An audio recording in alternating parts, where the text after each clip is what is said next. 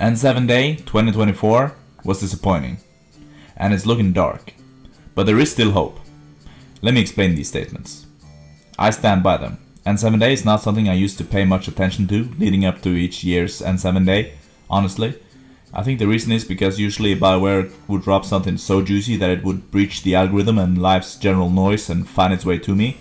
I call this the SCP test, or the TikTok test. If a TikTok meme is funny enough, it would breach containment like an overpowered SCP and find its way to my Instagram or YouTube feed. It's going to automatically pop out.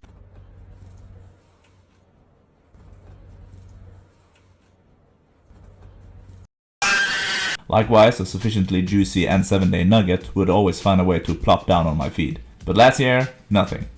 No security breaches. Weird. So I start googling, which is something I only do if something's really important, like finding the nearest public skibidi toilet after consuming a shifty-looking late-night McDonald's order. And I come across the news most of you watching probably already found yourselves. There are no news, essentially. New merchandise, yoo-hoo! For the reasonable price of $1 more billion.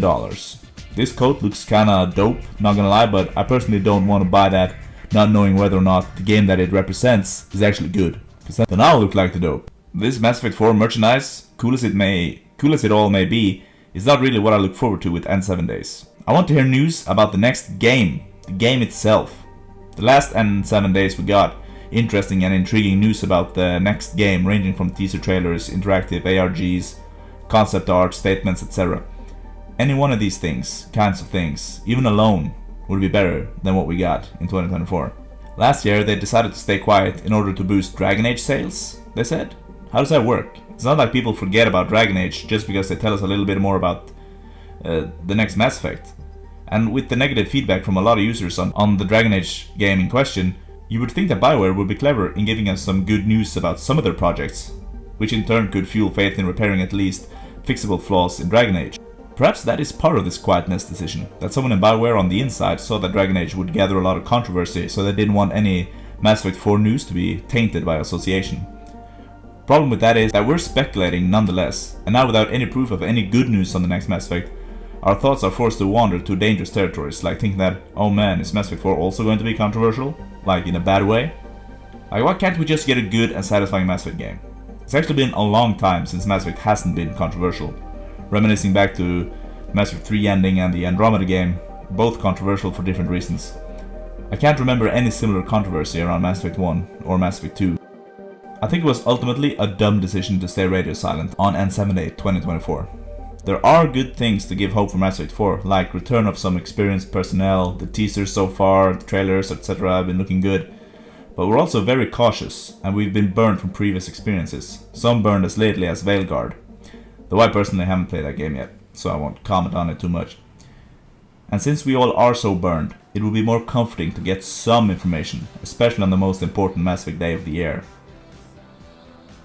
N7 Day is a unique way of rallying Mass Effect fans and injecting much needed hype and energy into the community. That's part of this video, to implore BioWare, please utilize the N7 Days, things like that, more. And please, give us some more news if you can. We're all grown up and rational people now. Just be honest with us. Most of all, use the positive things to make the best Mass Effect in years. Anyways, just wanted to get these thoughts out there. Sorry it took so long, I know it's a while since N7 Day came and went, which in a way makes it crazy that this video isn't already outdated, as I can't seem to find any other new news since N7 Day 2024. So thank you for clicking. This was just a little rant I had to get out there. Like, give us some news about the next game, please. Alright. So, that'll wrap up the video. And lastly, I will always at the end of the video, guys, that's my code of honor, giving you a word from the sponsor of today's video. Alright, listen here. I'm proud to partner with Dwayne the Cock Johnson in offering you guys the beverage of the year, Gamer Girl Bath Tequila. That's right, we're the first internationally recognized proprietor of a Gamer Girl bathwater fermenting, distilling, and distributing businesses. Here is the man, the Cock, the Johnson himself, explaining how this beverage came to be. Take a look.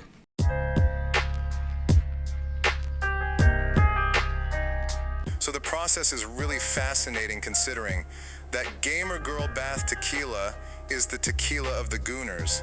I wanted to implement the highest quality of craftsmanship. To preserve the natural flavor of the gamer, we slow cook our gamers for a longer period of time at a much lower temperature. We only use our traditional brick ovens, and doing this brings out the sweet chlamydia flavor of our Sigma males and females. This is one of the key secrets that allows our tequila to taste more horrible and disgusting.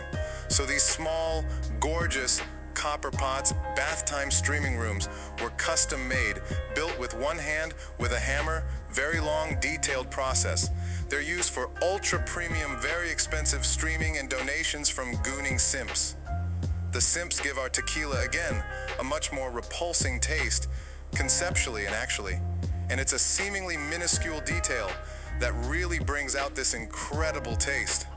Gamer Girl Bath Tequila made here is our very first age expression, huh? We take American white chicks here, and it reacts to the gooning here in the Discord chat. The gooners start to expand and contract, and then that starts to give you a Gamer Girl bathwater tequila that's very rich and smooth with notes and certain spices. What we want to do really with all our Gamer Girl Bath Tequila is hopefully raise the bar by taking our time making handcrafted small batch tequila for everybody to enjoy around the world. Link for this is down below. Really appreciate you guys supporting this small creator trying to earn a living and pursue his dream, you guys, and creating a tequila that is unique and valuable in a market that's not been oversaturated since the Iron Age, and raising the bar like no other. Remember, go to his channel, leave a like, comment, and subscribe. Thanks for clicking today. I'll see you next time. Dark Rabbit PhD does not condone drinking excessively or in breach of your state, national, or international law.